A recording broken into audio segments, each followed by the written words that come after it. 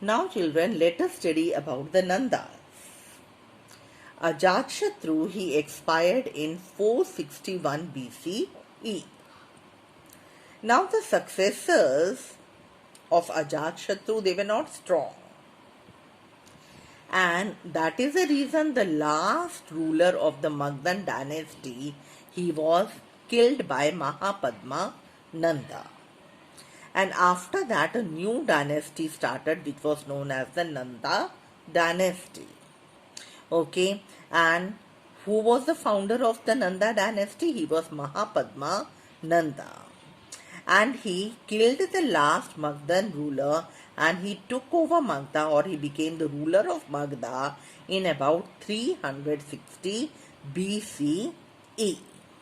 Now children, Dhananand, he was the last ruler of the Nanda dynasty. This ruler, Dhananand, he was a very, very cruel person. So that was the reason he became very unpopular among his people. So he was defeated by Chandragupta Maurya. And after defeating Dhananand, Chandragupta Maurya started a new dynasty which was known as the Mauryan dynasty. Now children, the next topic is Alexander's invasion. Okay, as we all know that Alexander, he is among one of the most powerful rulers of the world. And he was highly ambitious person. He was the person who had the ambition of becoming the ruler of the whole world. So children, this Alexander, he became the ruler of Macedonia in 336 BCE. Now let us study about his victory over India. When Alexander attacked India, India was already divided into many small and big independent kingdoms.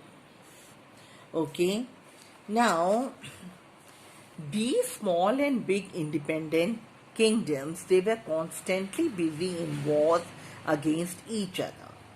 So it became very easy for Alexander to defeat the small and big kingdoms.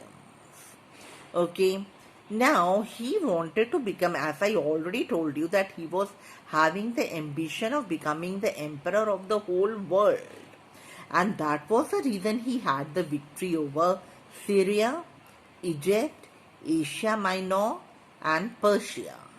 Okay, then he invaded India in 326 BC. He had the victory over most of the Indian kingdoms. But one of the ruler whose name was Porus, he fought very bravely against Alexander. And Alexander had difficulty in defeating Porus. But ultimately what happened, Porus, he was defeated by Alexander. Porus was the ruler whose kingdom lay between rivers Jhelum and Chenab. Porus, he fought very bravely against Alexander, but he was defeated. But Alexander, he was very much impressed by the bravery of Porus, and even although Porus was defeated, Alexander set him free. And other than this, he also returned his kingdom to him. Children, as I already told you that Alexander, he had the ambition of conquering the whole world.